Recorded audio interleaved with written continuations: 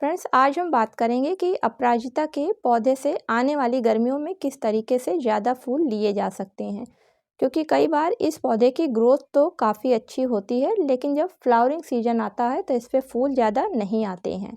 तो चूँकि अभी ये डोरमेंसी पीरियड से निकला हुआ है, इसलिए अभी इस पे कुछ ऐसे ज़रूरी काम करने हैं जिससे कि आने वाले समय में इससे हम ज़्यादा से ज़्यादा फूल ले सकें।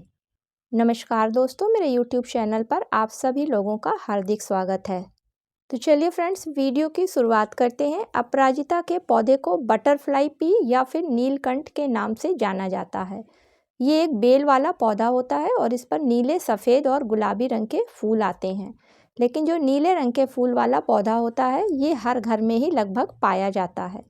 इनके नीले कलर के फूल वाली बेल को काफ़ी शुभ माना जाता है और शास्त्रों के अनुसार ऐसा कहा गया है कि इसको अपने घर में लगाने से सुख और समृद्धि उस घर में बनी रहती है जिस घर में भी ये पौधा रहता है। इसके अलावा ये पौधा नाइट्रोजन फिक्सिंग का काम करता है और एक साल में ये नेचुरल तरीके से मिट्टी में फॉस्फेट, पोटेशियम और सल्फर के साथ में नाइट्रोजन की परसेंटेज को बढ़ा देता है। जब 18 से 24 डिग्री के बीच का टेम्परेचर होता है तो ये पौधा अपनी ग्रोथ को शुरू कर देता है और इस पौधे को बीज और कलम दोनों से ही लगाया जा सकता है। अपराजिता का पौधा सर्दी में डोरमेंसी पीरियड में चला जाता है, लेकिन बसंत ऋतु आते ही ये अपनी ग्रोथ को स्टार्ट कर देता है। तो इस समय अपनी ग्रोथ को स्टार्ट कर दिया है, तो हम लोगों को अपने अपराजिता के पौधे पर तुरंत अभी कुछ ज़रूरी काम कर देने चाहिए, जिससे कि ये पौधा अच्छी तरीके से ग्रोथ करे और आने वाले समय में हमें ढेर सारे फूल दे। तो सबसे पहले आप अपने अपराजिता के पौधे की कटिंग कर दें, जिससे कि आने वाली ब्रांच मजबूत हो और उन ब्रांच पर आगे चलकर अच्छे से फूल आएँ। लेकिन फ्रेंड्स, अगर आपके पौधे ने ग्रोथ शुरू कर दी है तो आप उस पर हल्की प्रूनिंग कर दीजिए, जिससे कि उसी जगह से नई ब्रांचें आने लगें। इसके बाद जो दूसरा काम करना है वो गमले की अच्छी तरीके से डीप गुड़ाई करना है, क्योंकि अपराजिता के पौधे की जड़ें काफ़ी नीचे तक जाती हैं और गुड़ाई करने के बाद में अगर उसमें किसी तरीके का कोई खरपतवार है तो उसको भी हटा दें और गमले की साइज के हिसाब से कोई अच्छी फंगीसाइड डालकर आप मिट्टी में 24 घंटे के लिए गमले को ऐसे ही हवा लगने के लिए छोड़ दीजिए, जिससे अगर उसमें किसी प्रकार का कोई इंसेक्ट या फिर किसी तरीके की फंगस लगी हो तो वो हवा से हट जाए। अगले दिन यानी कि 24 घंटे के बाद में इस पौधे को हमें खाद देना है।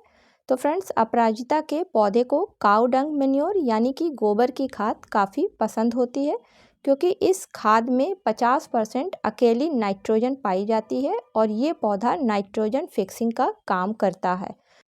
तो अगर आपका अपराजिता का पौधा 12 इंच के गमले में या फिर 14 इंच के गमले में लगा हुआ है तो उसके लिए आपको 4 मुट्ठी गोबर की खाद लेनी होगी, क्योंकि फ्रेंड्स इस खाद में अकेले 50% नाइट्रोजन, 20% फास्फोरस और पोटेशियम पाया जाता है। इसके अलावा काउडंग मैन्योर में calcium, manganese, iron, magnesium, copper और सल्फर जैसे माइक्रोन्यूट्रिएंट्स पाए जाते हैं, जो कि पौधे की अच्छी ग्रोथ के लिए काफ़ी हेल्पफुल होते हैं। दूसरी खाद हमें जो लेनी है वो नीम खली का पाउडर लेना है, क्योंकि इससे पौधों की जड़ों में किसी प्रकार का इंसेक्ट नहीं लगता है। साथ ही साथ इसमें बहुत से माइक्रोन्यूट्रिएंट्स पाए जाते हैं जो कि पौधों की जड़ों के लिए काफ़ी अच्छे माने गए हैं। तो इसको भी हम 4 चम्मच ले लेते हैं।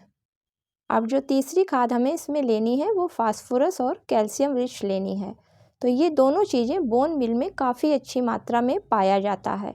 तो इससे पौधों की जड़ों का विकास अच्छी तरीके से होता है, साथ में जो नई ब्रांचें निकलती हैं वो काफ़ी मजबूत होकर निकलती हैं। इसलिए हर पौधे में कटिंग के बाद में इस फर्टिलाइज़र को काफ़ी ज़रूरी होता है डालना। तो 2 चम्मच बोन मिल पाउडर ले लीजिए। अब इन तीनों खादों को अच्छी तरीके से मिला लें और मिलाने के बाद में आपने जो गमले की गुड़ाई करी थी उस मिट्टी में इसको मिला दें। अगर आपके गमले की मिट्टी में नमी है तो अभी आप पानी ना डालें, लेकिन अगर आपके गमले की मिट्टी सूखी हुई है तो आप खाद डालने के बाद में ऊपर से पानी डाल दें। पानी डालने के बाद में इस पौधे को उठाकर कहीं धूप वाली जगह पर रख दें, जहाँ पे आपके वहाँ धूप कम से कम 6 से 8 घंटे की आती हो, क्योंकि फ्रेंड्स ये पूरी धूप वाला पौधा है और छांव में रखने पर इसमें अच्छे से ग्रोथ नहीं होती है। तो ये थी अपराजिता के पौधे पर कुछ ऐसी केयर टिप्स जो कि डोरमेंसी पीरियड से निकलने के बाद में करना काफ़ी ज़रूरी होता है। और अगर इस तरीके से आपने अपने पौधे के ऊपर कर दिया तो आपके पौधे पर नई ग्रोथ 1 हफ्ते बाद ही स्टार्ट हो जाएगी। तो चलिए मैं आपको अब अपने पौधे पर दिखाती हूँ 1 हफ्ते के बाद का अपडेट। ये देखिए मेरे अपराजिता के पौधे ने हल्की सी ग्रोथ को 1 हफ्ते बाद स्टार्ट कर दिया है। तो फ्रेंड्स आप लोग भी अपने अपराजिता के पौधे पर अब इस तरीके से काम कर सकते हैं।